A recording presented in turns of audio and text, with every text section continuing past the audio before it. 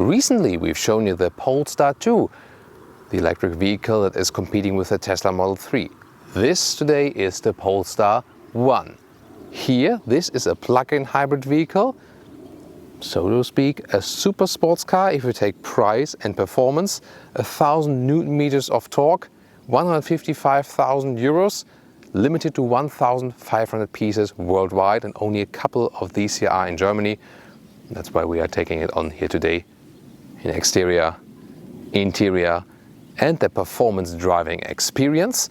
And it is very interesting because, first of all, this is literally a concept vehicle, street legal. So very rare actually that we can drive something like this. This will be very interesting. And of course the question also, is it really something very unique, or is it just a very, very expensive Volvo? We're going to find out in Full HD, full screen and full length. Let's go.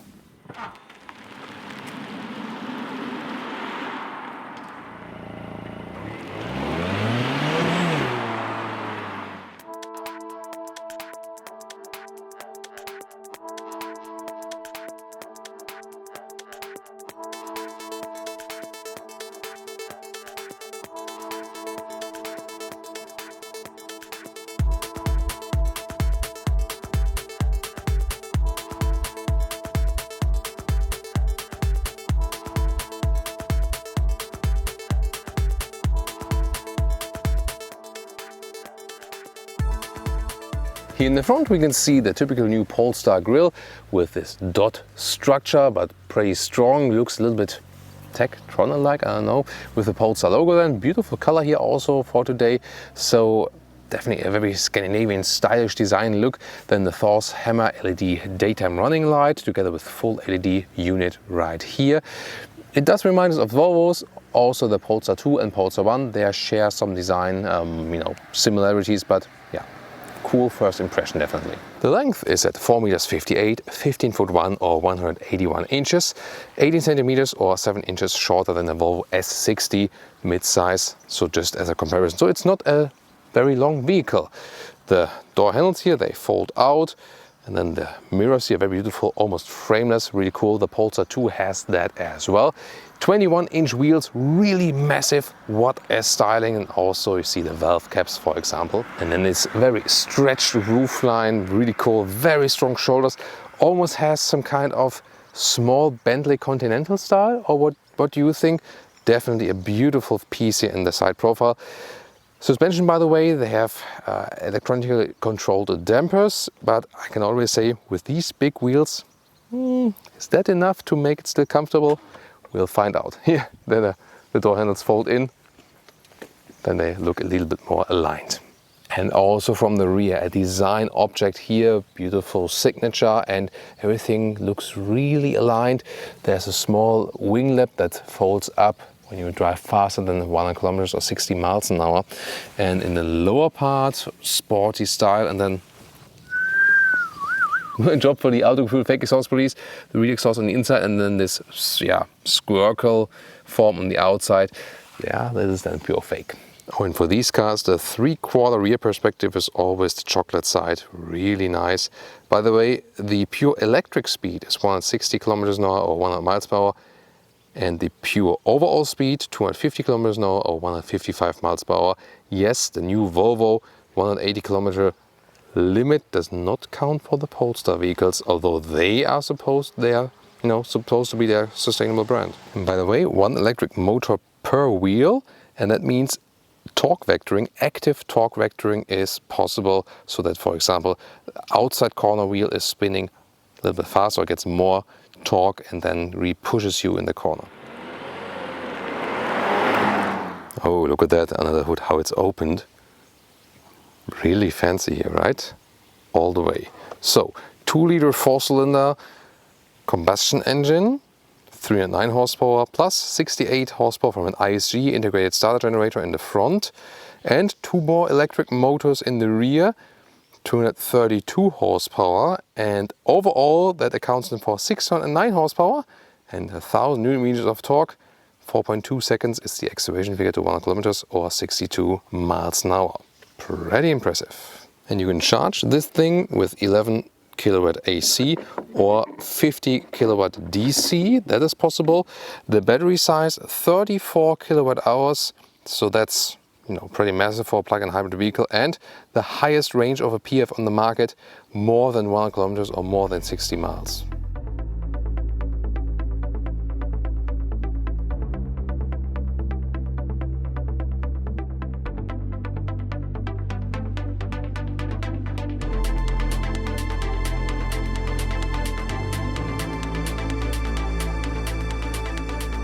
Door handles here, they fold out, and then door closing sound. Yeah, quite solid, even though it's a coupe. So that's nicely done. And inside of the doors here, very tightly wrapped everything from design. So this is a very beautiful design, really stretched all the way around. And we also have this Bowers & Wilkins sound system we know from the more expensive Volvo options. Then in the lower part we can see the CFRP parts, carbon fiber reinforced plastics for lightweight building, and of course also for stiffness. But yeah, lightweight not really such an issue here because the battery adds so much weight anyway. So here we do see like a Volvo S60, a little bit pimped from the steering wheel, for example, just with the Polestar logo. Then we also have the Volvo-like seats. So yes, this is essentially a very expensive Volvo with some more other parts. Here, interesting with the contrasting seat belts. This is also available for the Polestar 2, for example. Also recently shown that to you. Surface here for the skin, for the seats. Yeah, I already told it. Just animal skin here for the seat surfaces. So in the Polestar 2 it's different. They have a more sustainable and animal-friendly approach, but here in the Polestar 1 they still went then with the old school stuff, sadly. Other than that, soon more two screens and stuff, but this is also very well known from the Volvo models. And getting inside, wide door here, typical for a coupe, and you have a comfortable seat position. The Volvo seat ergonomics is usually pretty good, so you have a really nice position, and everywhere you look around, no B-pillar here of course, and also the top and so on. This is such a great glass all around view that is creating a very unique experience. 1.86 m or 6'1", and under this glass roof then there's still plenty of headroom left. Interior overview with a known Scandinavian design by Volvo. So indeed the Polestar 1 is more Volvo still, whereas the Polestar 2 is more unique in the layout already. Here you can see straight design also from the dashboard, additional Bowers & Wilkins speaker. That's always a good highlight here. Then also this carbon fiber structure, vertical screen, soon more details to that. And then in the lower part you still have a manual volume knob. That's actually quite cool. Also interesting sound always. Then this crystalline like shifting lever. The only thing is it's sequential, so like D, N, R, R, and D. So you have like 2 steps between drive and reverse mode, and that's always a little bit annoying. Here a lot of black piano lacquer. You can open that and have some adaptive cup holders, start stop engine button, and the drive mode selector looks cool, but it's always a little bit complicated to pick that. And then here under the armrest you have a USB-A supply for your smartphone to connection for the Apple CarPlay or the Android Auto. Steering wheel once again here, round structure and perforated sides, and on the right side you for example jump to the next track, have voice activation, and left side here for the cruise control or the pilot assist. Shifting pedals also for the combustion engine. And one thing here is there are no manual AC knobs. That's I think a little bit annoying. So yeah, you control it either like this or then here with the pressing, or you can also use the voice command at least for that. Set temperature to 22 degrees. Temperature set to 22 degrees. Well, that works. And the rear view camera has a good resolution. However, it seems to be somewhat misplaced right here because you can see like a pillar here, so maybe not very properly placed in the back of the vehicle. Digital instruments look like this: left side speed, right side then for the power meter and also recuperation. In the middle, that's how it looks like when you have a GPS route set. That's how the instruments look like without the map in between. Head-up display is clear to read, speed and also a loud speed, always a nice addition. But here in this car, pretty much everything is standard. But for that price, I think we can also expect that. It's also quite fancy to have this frameless back mirror, very stylish. And here on this glass roof, there is this Polestar logo inside the glass.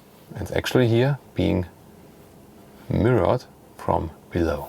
And this fixed glass roof in general goes all over the vehicle. In general, creates such a light experience here in the car. And about getting in the rear, you first remove the seatbelt holders here. So a little bit complicated. Then you can press this button behind the seat, but only if the ignition of the car is off. Then it goes forward a little bit like this. But I mean, what's the use of that? It's like, what's supposed to be? That way I can turn it back. Okay, like this.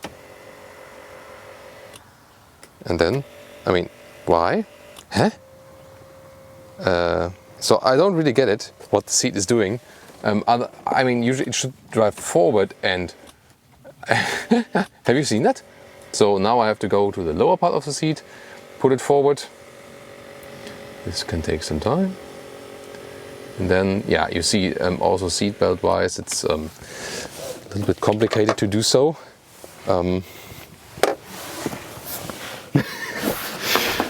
Yeah, and then I'm here in this Polestar hole.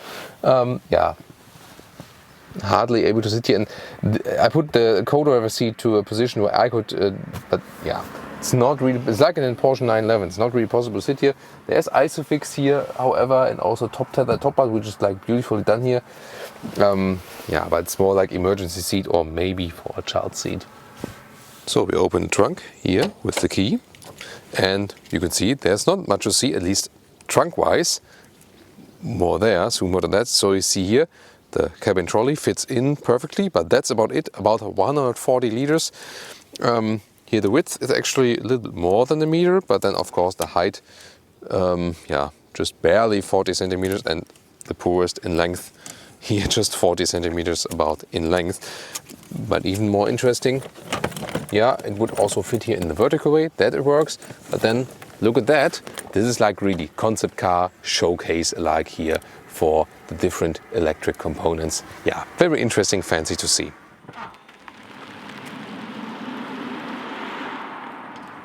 Welcome to Thomas's Driving Lounge. Here today, the active driving lounge with the Polestar 1.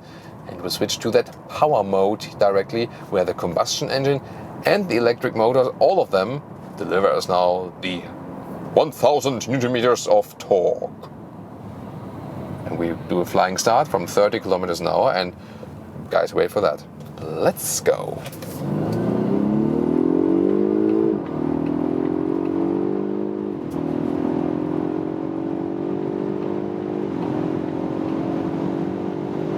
Plop, and that's 200 kilometers an hour, 125 miles per hour. Holy moly, that was quite impressive. Really cool. Here, of course, at higher speeds it gets a little bit louder then, but stability here, lane change stability. Yeah, it's very stable. The suspension is very stiff. Steering feel is, look at that. It's like almost nothing in the middle. It's like, yeah, very artificial steering feel. That's probably a downside. But the suspension, I mean, that it's so stiff. In this case then here, at high speed, that's good. Typical motorway speed, 130 kilometers an hour. That's, I think, okay. Noise insulation wise, no problem. There's some strange noises from that top. That might be something, yeah, build quality issues for this concept style vehicle. By the way, even if you drive in the pure electric mode, you can drive on the motorway pure electric. That is possible. Even a little bit faster, so that's okay. And the pure electric acceleration is always, let's say, a little bit more fun to me. It's of course not that strong, but then it's rear-wheel drive only. Yay! And there's this torque vectoring, so 2 electric motors, like 1 per wheel. And so when you go into a corner, then the outside electric motor can give more torque, so you will again like pushed in the corner. That's of course a cool thing. Audi used as recently now also for the Audi e-tron S SUV and Sportback, as a contrast to the other ones that just have 1 motor in the rear. So and driving it all electric is to me what this car is also about. Yes, it's a plug-in hybrid vehicle, but It has the biggest PHEV range on the market overall, so with more than 100 kilometers. And I think we can then also, easily use that, So, and we also tested here and there, and 100 kilometers or 60 miles is indeed somewhat realistic. Fuel economy then always depends on like recharging, but if you predominantly use the combustion engine, then you also can score some like 7 liters, 100 kilometers, 30 US MPG somewhat, 40 UK MPG somewhat in this region. But that again totally depends on how often and when do you plug in. When you hit the brakes, recuperation is happening. I also see it in the digital gauges. So first, of course, regenerative braking, and then when even more braking power would be needed, then the real brakes are being applied. Other driving modes would be all-wheel drive, which is ensuring that you always have all-wheel drive. That is more a thing that counts more for the Volvo SUVs, I would say. That you can even have all-wheel drive even if the battery is depleted. Then still, power is being sent then to the electric motors by the combustion engine. For this car, I mean, it's more probably about the power mode, because this one is also the all-wheel drive mode, but just powerized all-wheel mode. So maybe either go with the pure or then go with the hybrid mode. In the hybrid mode, it's predominantly driving also in an electric mode. To me, the biggest difference hybrid mode and EV mode is that when you're just in EV mode and like max it out, then it stays in the electric mode. And when this traffic light here jumps to green, we'll just try it out. I'm in the pure mode now. Oh, it's already, let's see. And like flooring it out like now. Good, out of the corner. Nice acceleration, all pure electric. This then rather feels like driving a Polestar 2, and really good feeling, just not necessarily in the steering, but good feeling from the car. It's still a heavy vehicle because of the batteries, although they use this CFRP parts here and there. But when you have such a big battery, you can't deny that. So usually I would leave it then probably in the hybrid mode. It also makes sense, for example, then when you're going a little bit faster than this maybe then overtaken or taken by the combustion engine. And when you're in the city and slower, then use the electric drive. This is then how you can make it most efficient. In a tunnel, again, I think it's not too loud, so they have insulated the car very well from the outside world. And the engine doesn't sound too good. It's this 2-liter 4-cylinder engine. Can't expect too much from it, but as we've shown to you, this car has more than enough performance, definitely. They're going off. We can once more go to this power mode and acceleration when we are already at speed from 90 kilometers an hour. Let's go.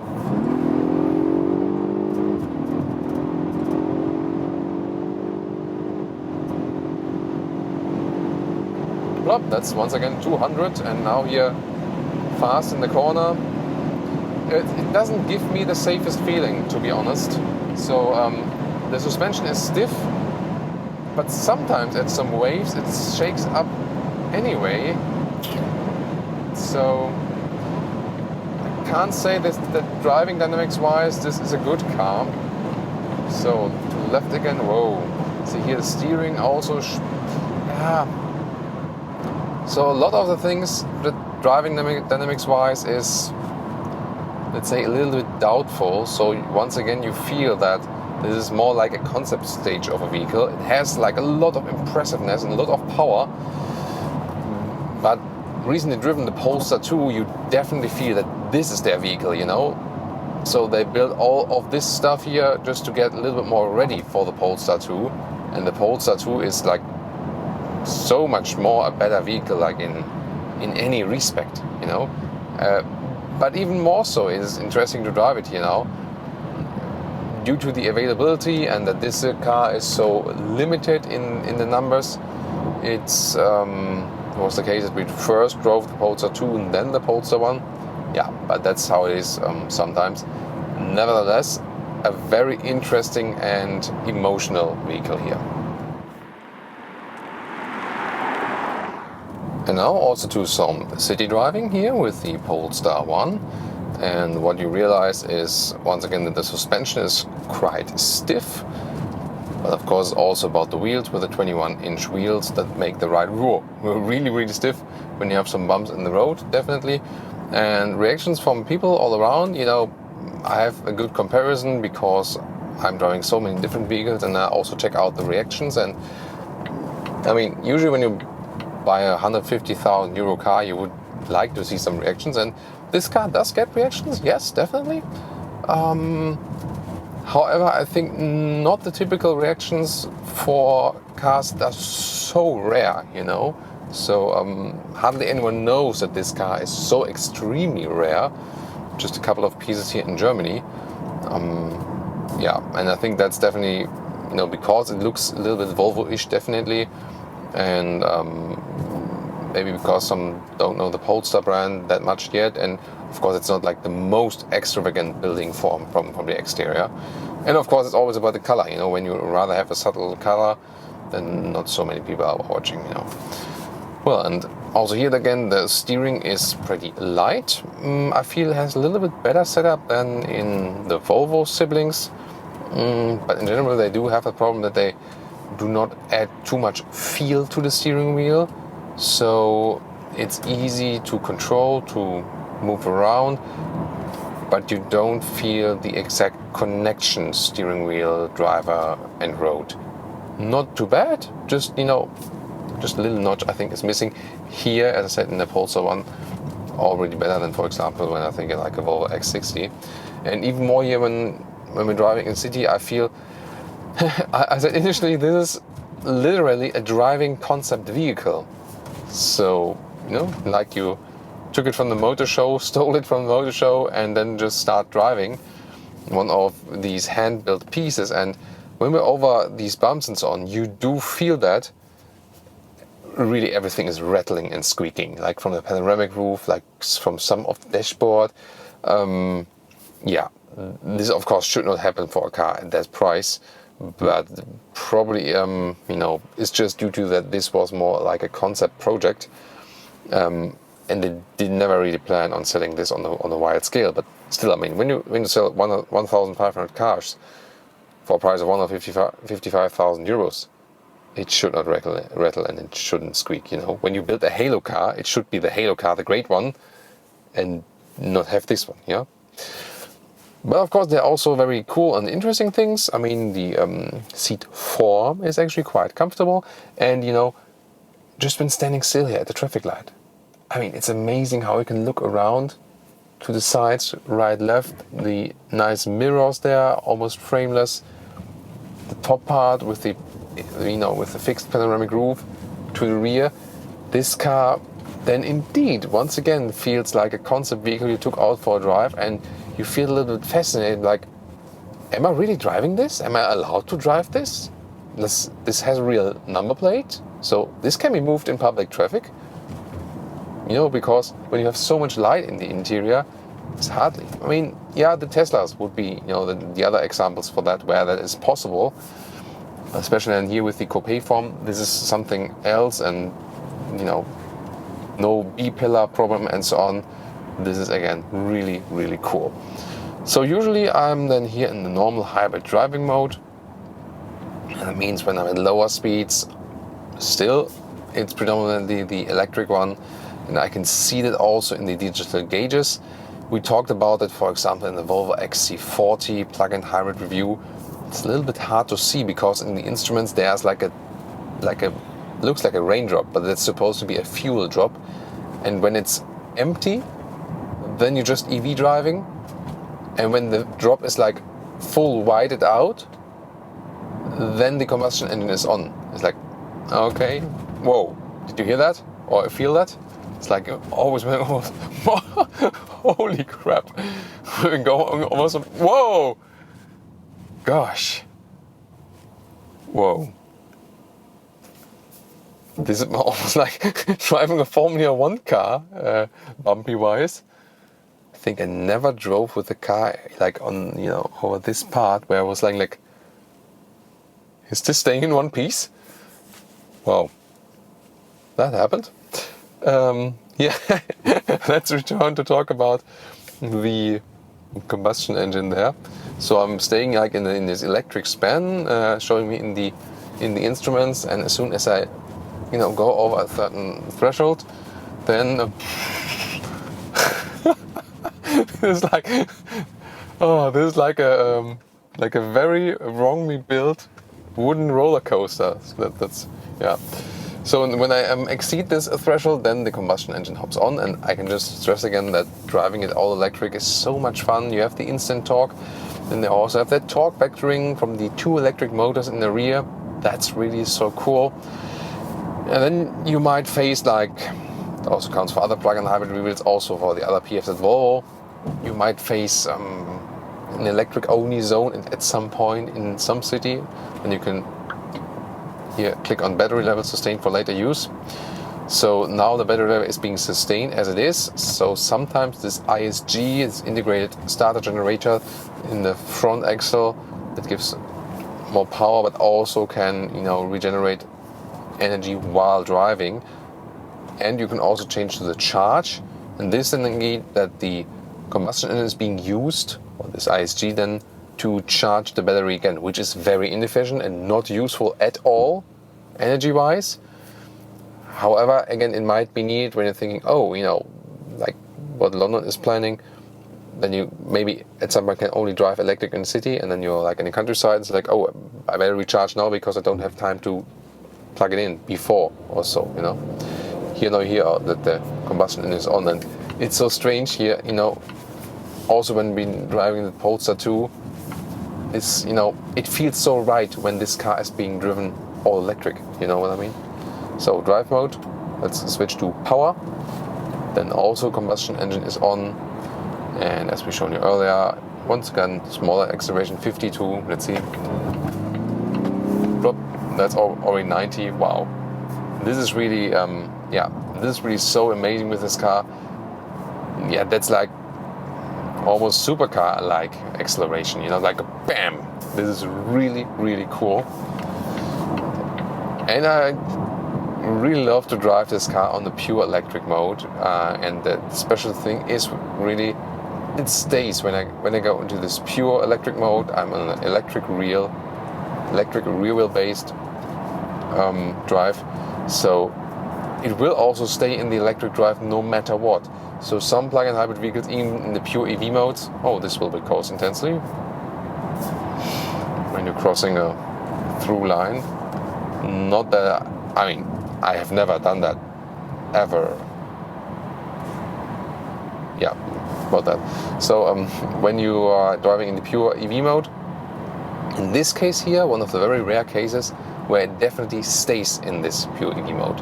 And it stays really silent here, drivetrain rise, but also noise insulation. So far, very good at 80 kilometers an hour. Besides the rattling noises. And here we can either set the cruise control or we can set the pilot assist.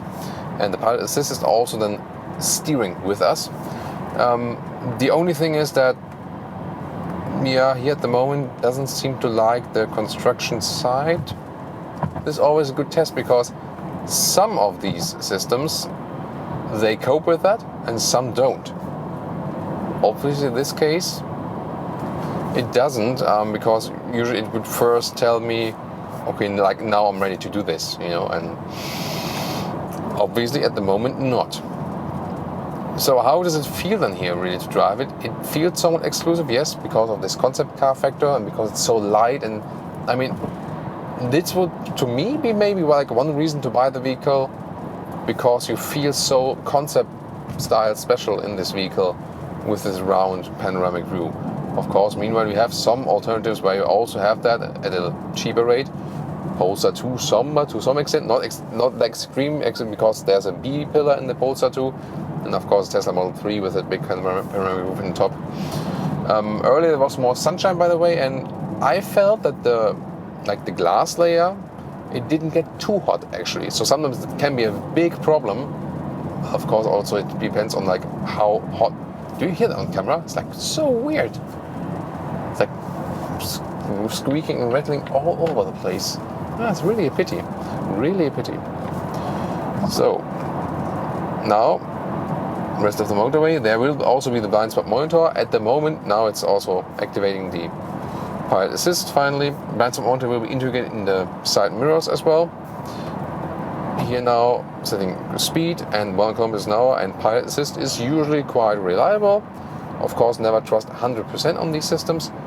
But here you can see it is keeping us in the lane. No problem for that. Yeah, here we go. Of course, always keep your hands on the steering wheel. This is just for demonstration purposes, that you really believe in that it works, and then not like cheating in favor of the car. I mean, I would never do that because I have no interest in cheating for any car. So no, and not even for German cars, as I said so many times. I really so don't care where a car gets built, if it's German or not. Every car gets the very, very same fair treatment here. Even if some, still believe that just because I'm born in Germany, I would rate German cars better. Like, why? I see no reason here. So, that's it from the rest of the driving impressions. I think definitely very interesting. It's a car you can talk a lot about, even while driving, of course. So it feels somewhat special. It feels somewhat Volvo, yes, especially here with the setup here. More Volvo-ish still than the Polestar 2. Has some flaws, definitely. Also again with this concept style, but definitely unique.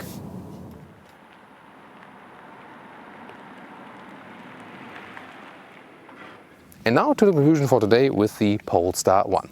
Yes, this is more a halo vehicle. We see it in the trunk. We see it that it's, feels somewhat hand-built, but not in a good way, more in a bad way. So a lot of rattling and squeaking noise on the interior. But styling-wise, wow, such a beautiful vehicle. And really, really cool just from looks. Also nice styling on the interior, although this is just reminding us of the so far Volvo models. The Polestar 2 definitely changes that, also especially with the Android infotainment system, Android-based infotainment system. This then here a little bit more old school, but this car actually prepared what has been done later on with the Polestar 2, or what has been improved. The driving performance, power-wise, very impressive, cool drive. Driving dynamics, agility, suspension-wise, I think that can be improved, so wasn't really convinced of that. However, due to this, glass house feeling, this still somehow feels very unique. So I have to say, the Polestar 2 is more Polestar. The Polestar 1 here is a little bit more Volvo. Yes, I would rather say this is a very, very expensive Volvo. It's not really worth the price. You can also go with the Volvo S60 on the one hand. On the other hand, yes, it does have the unique features and also the real power, the real performance, but definitely not worth the price. But so interesting to see this halo vehicle, how the Polestar brand, the own brand, then started with Volvo. What do you think? Please leave me your comments in our comment section. Definitely a very unique and interesting car, that's for sure. Thank you so much for tuning in today, and also check out our Polestar 2 review if you haven't done so far.